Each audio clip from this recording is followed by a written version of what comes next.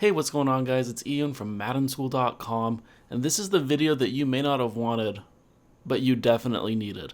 This is the video about everything you need to know about field goal kicking.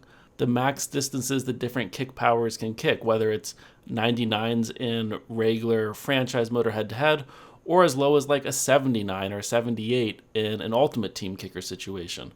Little tricks you can use to get more kick power on the ball, how the different hash marks play into how far you can kick a field goal. And then at the end of the video, we're going to go over a really simple calculation you can use to determine how wind impacts your max field goal distance. This may not seem all that exciting, but it's so useful, especially at the end of the first half or at the end of the game, when you might not know what yard line you need to get to. You might have a general idea, somewhere I need to get to like the 35-yard line, something like that.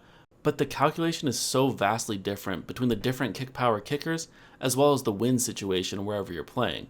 So we did the hours and hours of legwork to determine down to the yard the different distances that the various kick power ratings in the game can kick from.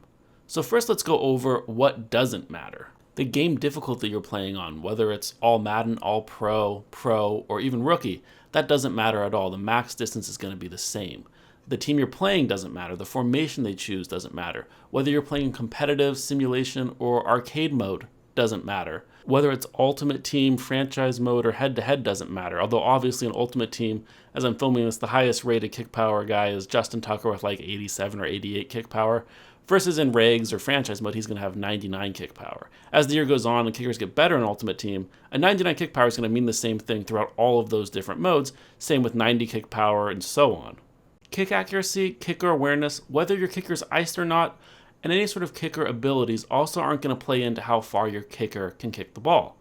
The one thing that really surprised me is that the hash marks don't have any impact on the max distance of your kick.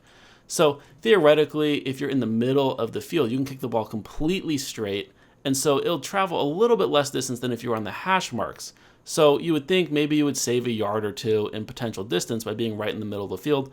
That's not the case. No matter whether you're on the left hash mark, right hash mark, or in the middle, you can still kick the same distance field goal. Let's talk about the things that actually matter. Your kick power rating, the wind, whether it's at your back or whether it's pushing against you, as well as the little trick we use to push our left stick down all the way, and that'll give us a little bit of extra power on every kick we make.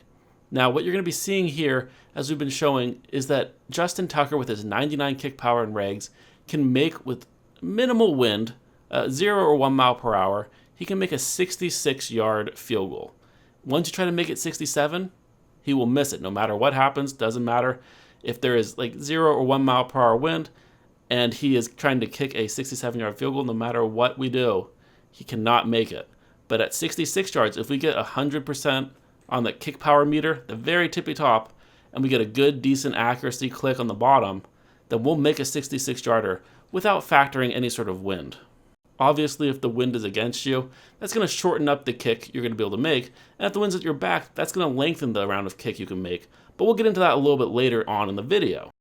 So we tested all the different kick powers with no wind. And what we came up with is that if you have 99 kick power, you'll be able to kick at 66 yards with no wind. If you have 98 kick power, you can do 65 yards. If you have 96 kick power, you can do 64 yards. 92 kick power, you're safe within 60 yards. 89 kick power, you're safe within 58 yards. And like 79 kick power, for those of you playing mutt, you're good 52 yards and in. The simplified formula we came up with in order to determine how far your kicker can kick is just take 0.65 and multiply it by your kicker's kick power rating. That's going to give you the max distance your kicker can kick from. Maybe subtract 1 yard from it just to be exceedingly safe, but that's the way you determine the max kick power. And that's, remember, placing that left stick down all the way to get that max velocity and max distance on the kick. Now, one thing we did find is that this year, you don't really have to let that kick meter go all the way up. You can stop it maybe halfway through. Right now, we're kicking a long field goal here. We might have put half of the kick power on it. It's a 50-yard field goal. That's no chip shot. We put 50% or so power on it, and we're easily clearing those uprights. If we were to move in a little bit further, let's say like, I don't know, 42 yards, something like that, 44 yards. Now we're putting maybe a third or so power on it. we're still easily clearing it. And you can do this with like a 92 kick power guy too. This doesn't need to be 99 kick power. So what you're seeing is that you don't need to get that max kick power. You can do it with 1/3, 1/2 kick power, and so you're going to miss a lot less kicks. You only really need that maximum kick power if you're trying to kick from 55 plus yards. You're going to see here, we're going to move in one more time. This is a 42-yard field goal. I'm just doing this for effect here. We click the button as fast as possible. So right after that first A or X click, we tap it again real fast to get like maybe 1/10, maybe, kick power. And we're still easily clearing a 42-yard field goal. So what this is showing you is that you really don't need much kick power to get the job done. You don't need to push it all the way to the top for most field goals you're going to be kicking. So at this point, we have a really good foundation for knowing how far generally our kicker can kick. But the one thing we still haven't accounted for here is wind. So now we're going into a different situation with 3 mile per hour wind. So the way the numbers actually work out for wind is that for every 13 miles per hour you have going either with you or against you, you'll pick up 5 yards or you'll lose 5 yards. So if you have 13 miles per hour at your back, you're going to be gaining a 5-yard distance on your max kick. If you have 13 miles per hour coming at you, you lose 5 yards. Now, most times you're not going to have 13 mile per hour wind, and it might not be straight forward or straight back. And so the way we look at it is that it's basically for every 2.6 miles per hour of wind going for or against you, you add or subtract 1 yard. Now, that's a little bit complicated still. So the way I like to do it is if the wind's at my back helping me out, I'll add 1 yard for every 2 miles per hour. If the wind is against me, I'll take off 1 yard for every 3 miles per hour. And that's just because the 2.6 falls between a 2 and a 3.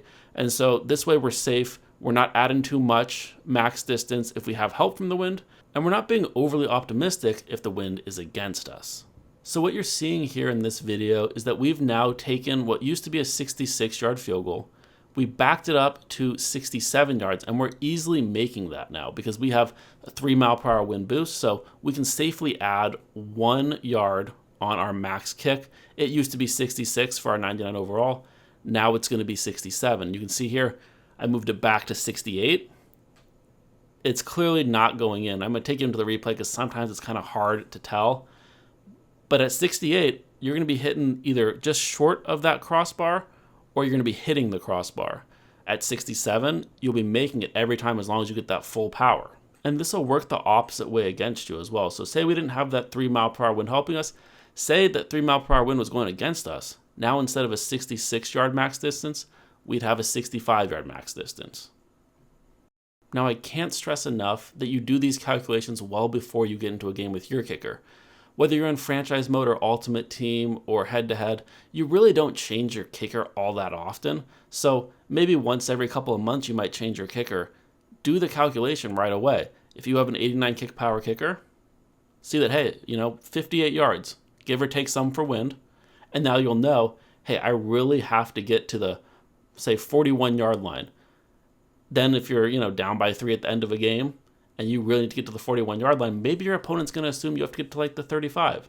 And you can maybe run the ball or do a quick little out route. And that's going to make all the difference in the world for winning or losing a game. I know it's not exciting. I know it's not all that fun to think about. But if you're playing Madden 23 in any sort of competitive way, I can just about guarantee that at least a handful of times every month, you're going to be in a situation where you need a field goal at the end of a half or the end of a game, and you're not going to know exactly where you need to get to unless you've already prepared. We did all of the work in the testing for you, made it super basic. You just have to take the kick power of your player, multiply it by 0.65, and then do the little wind factor calculation if you really want to get that deep, and you'll be much more prepared going into your game.